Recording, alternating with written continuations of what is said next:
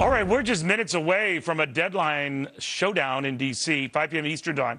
That is when Republican Congressman Darrell Issa is threatening to subpoena the administration if it does not hand over documents on its $8 billion Medicare bonus program. The congressman says that the program is being used to cover up the real costs of the health care law and perhaps buy the election. Did the department meet the deadline? Let's ask the chairman of the House Oversight and Government Reform Committee, who joins us right now. Any reaction? Any answer? Well, Neil, I flew back here to be here for the discovery that we expected to have, and just a few moments ago, I got reams of paper that looks like this, if you can see it. Basically, somebody hit a button and said, print out a bunch of spreadsheets in an illegible format and delivered it. So sadly, clearly they could have given it to us digitally, and they're not promising to give us anything more until the end of October. So we will be issuing the subpoena in order to make it clear that the compliance according to the rules that have long been set up for discovery need to happen. Well, what is it?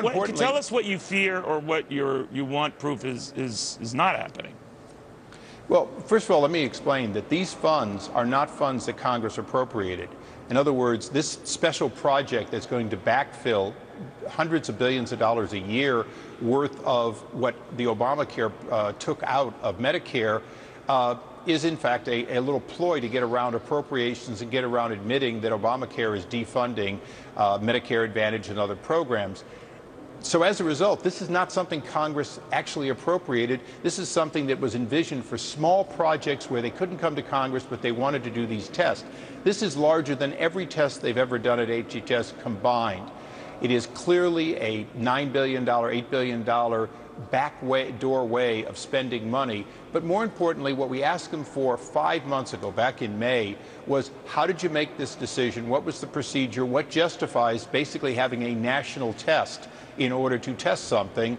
And only today, only on the threat of subpoena, did they deliver us a wad of paper, hundreds and actually thousands of pages of simply spreadsheets that aren't responsive. I understand, but how would this bonus program, whatever you want to call it, hide the real costs of healthcare? Well, how does it? What does it do to do that? What they're essentially saying is, as a test, we're going to fund what Obamacare took away. It's that simple. You're going to see dollars going in that almost equal what was taken away. And remember, Obamacare was supposed to be not tax costing, but by backfilling this, if you just put it in, where is this money coming from? That's the interesting thing. Congress authorizes this as, if you will, unappropriated funds that can be spent to run these tests. This is supposed to be about a test of efficiency. And that's what the amazing thing is. Obamacare said these programs aren't efficient, and now they're doing a test that essentially refunds them.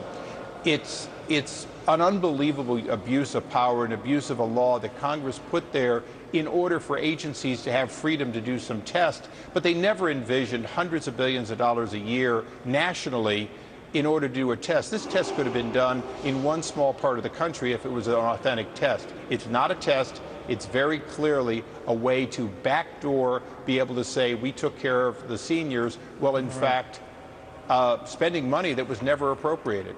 Okay. Congressman, keep us posted. By the way, we did, as we always do, check with the department.